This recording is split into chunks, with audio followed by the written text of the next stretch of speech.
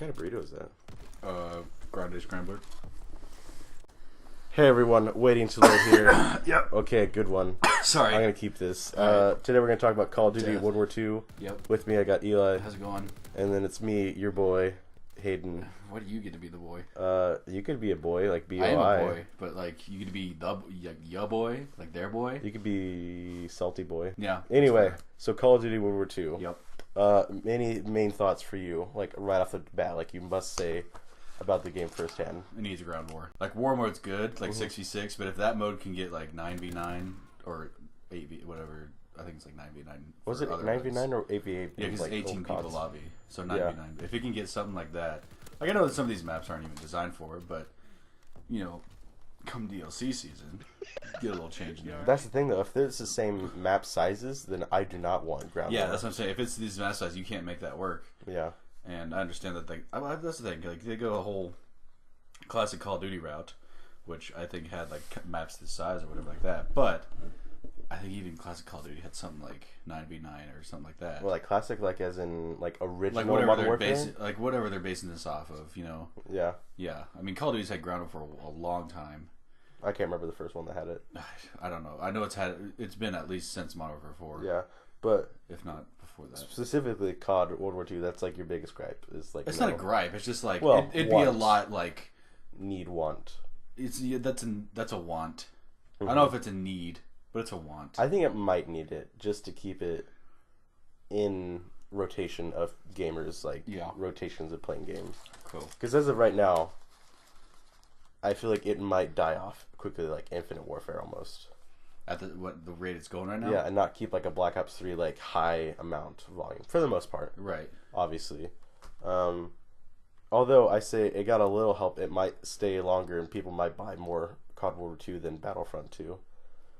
Because of recent events. Yeah, recent events. That's what I'm saying. Like I know they pushed back microtransactions and everything. Just whatever you're gonna add, just make it fair to get. Like this, but in the COD World War 2, don't make it game changing. Nice, you see that bayonet kill. It's really sweet. Like in this game though, because we all know guns are coming. Oh yeah. But at least in this game, I mean, I don't think I showed in the footage, but I get a high amount of supply drop rates. Yeah, they more are than I ever have in any other Call of Duty game. I do like the whole daily order, weekly order thing. This system too, and where the you can purchase contracts and everything. Yeah. All of that I think is actually well done. Yeah, some of them are hard to get, but it's very rewarding. But they're cheap, or you buy expensive ones and they're easier, and you get a rare one. Right. And I think all of that is actually, spot on for, I assume, Sledgehammer. Yeah. Because I assume Activision said you're doing this, and Sledgehammer's like, well, let's make it a little bit easier. Yeah. Because I don't see, if I play for an hour and a half, I usually get 5 or so drops. Yeah. Give or take. Mm-hmm. I think that's saying something. That's good volume. Right. Or is there me prestiging? Because I'm so cool. Yeah. Because of the triple XP situation. Oof is right. That was good. Well, I mean, because what was it? It was a Reddit post that said, "Whoops, double XP was on the whole time." So when double XP weekend came, it was triple XP. Which that math doesn't add up, right?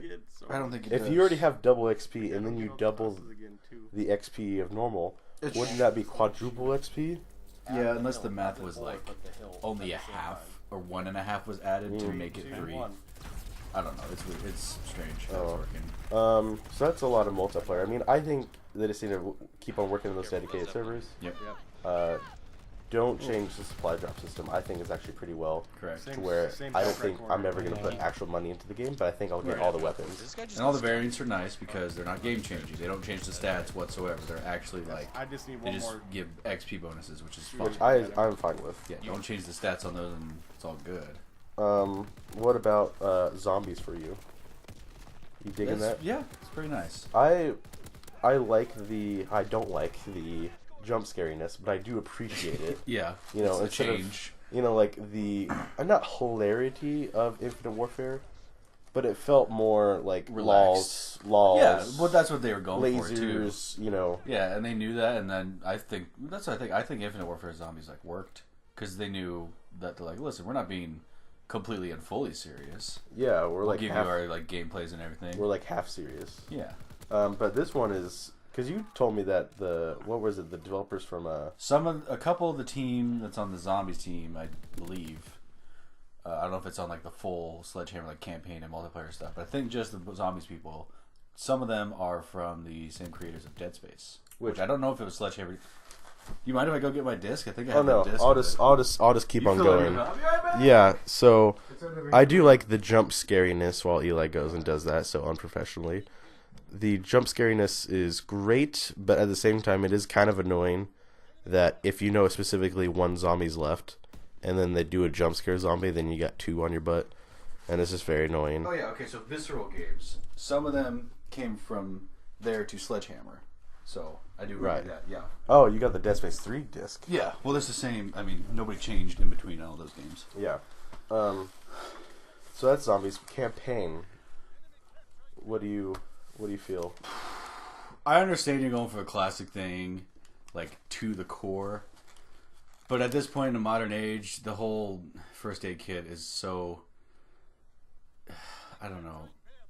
Not Call of Duty.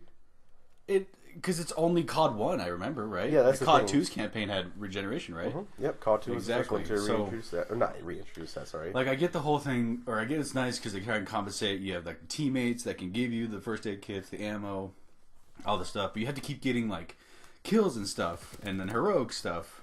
Yeah, like... Heroic saves. I do like that, though. That's cool. I but do you have like to find them. Yeah, well, but you hear them, though. Yeah. You hey, hear buddy, them, I need help. Take me to cover. Or, like, you know, like, grenade, or, you know... But... I don't know, like me, I finished the campaign, I went through it once, and I started on Hardened, because I'm like, okay, I played Call of Duty for, I don't even know how long now, and I pretty well got a feel for it, even if it is going back to World War II. Yeah. First mission, I come up, I see I have a health bar at the bottom, I'm like, what does that mean? So I get hit, I'm like, cool, is going to tell me that I'm regenerating? No, I sit there for 20 seconds and no regeneration, I'm like, what's happening? And then my teammate tosses me a med kit, I'm like, this is going to be a long trip. And, I mean, I don't know, it took me like... several days to finish. And that was D-Day mission that you're talking about? Yeah, the first one to start off with, yeah. I did like that one, though, but I did call that any video game ever, you can't just go off the boat. Right, Like, it's just too not cool. Like, you have to get crashed, you have to jump over the side, you have to be drowning, or something X thing happens, and you can't just walk off the boat. Right. Which, I mean, some didn't, like, in the actual thing. Like, historically accurately, some didn't. But a lot did. But speaking of historical accuracy, I don't know if I can go on a tangent here while you eat your burrito. No, go for it. In terms of accuracies, there is a lot there, and there's a lot of discussion behind it too, more than there should be. About? People complaining about the accuracy, and then other people saying, well, it's not supposed to be accuracy. This is supposed to be eye-opening for 2017 audiences. And the state, just dumb. in the state that, you know, some people are saying that if you keep it historically accurate, then you're trying to keep certain ethnicities or other people or genders like away from it. But it's like, no, you're just trying to respect the actual, like, the greatest generation. Yeah. And it's not like, you know, like, oh, like, they enjoyed not keeping them out. It was stupid of them not having more people. Yeah. Having more women to fight, that would have been smart. There might have been better fighters, better aimers, and the same with all these ethnicities. Right. Like, I'm not saying it's the smartest move in history, but I'm just saying the historical accuracy. Yeah. Because a fun fact, I'm not sure if I ever told you this, but on D-Day, there was only 2 women killed on D-Day, and then a third, I believe, after D-Day. And then 3 are buried at the big cemetery, like the one you see in, like, Saving Private Ryan and everywhere. So only 3 are there, even though I think it's 16,000. I might be wrong on that. It's been a while since I've looked up. Like no, total 12. that died? No, just on that graveyard. Oh, gotcha. Just in that cemetery, not graveyard. I'm sorry. So there's only 3 there. So it's like, you're right to say that they were involved with D-Day. I'm not saying that. I'm just saying that... You're wrong to say... I'm just saying... How many and, like... One was a car crash in London, and she got to go in the... Because it was involved D-Day, she got to go to the France one.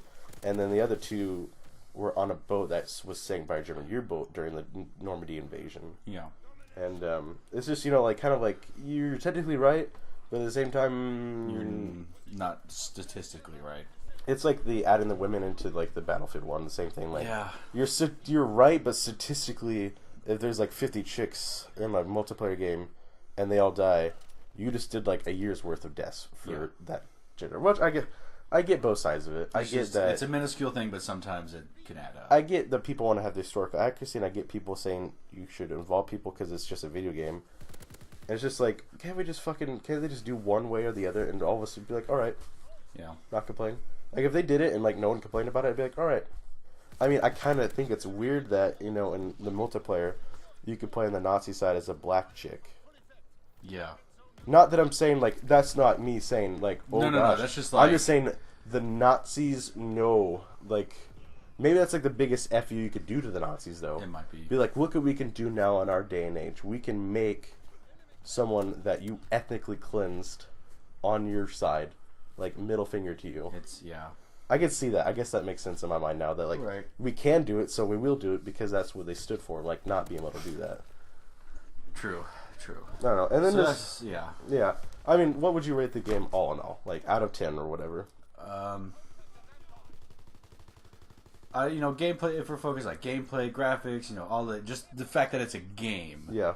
and not like should be based on anything, I'd give it a solid probably like 8 or 8.5 out of 10. What if are you saying like you're not basing it on like the I'm problems? not it like has? regardless of the fact that I find a PPSH in the campaign on the beaches of Normandy.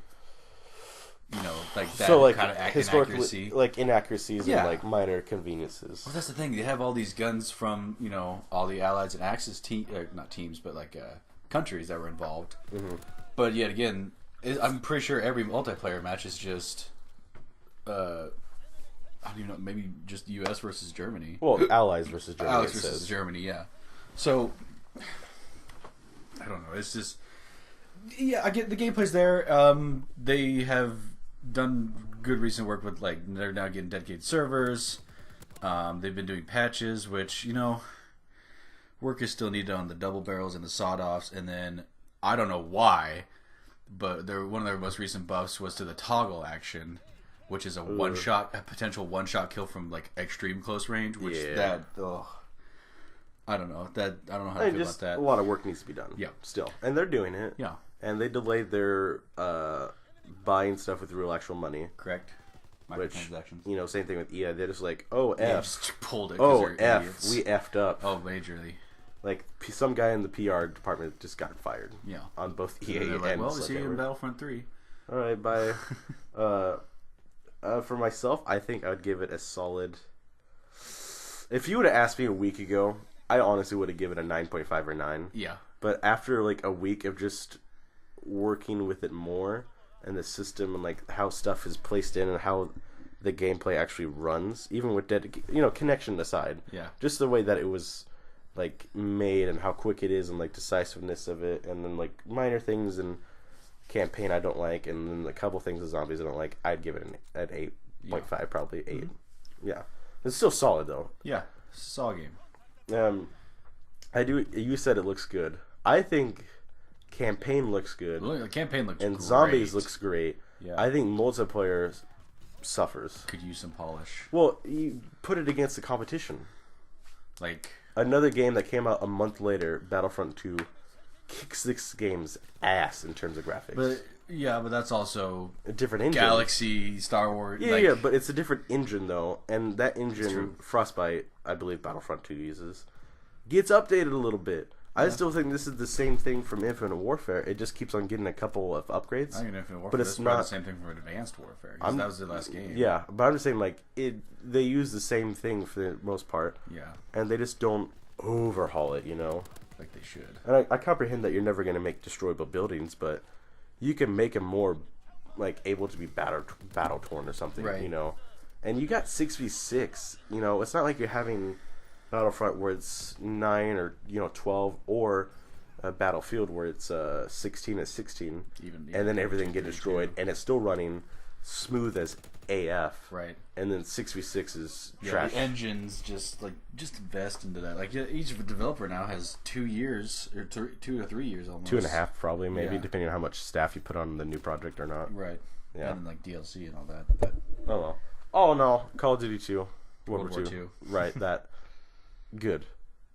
Yeah, Black game. Black Friday worthy, I would say. I think that's the best way to put it. There's a great deal. I mean, I think I saw deals where they're selling it for 40 to 45. So yeah, I'd say get it there. And you if do not, that, then you can probably still get a deal on Season Pass. I bet. Mm-hmm. As well, if you were into that. Yeah. All right. Well, that's it for this one. Yep.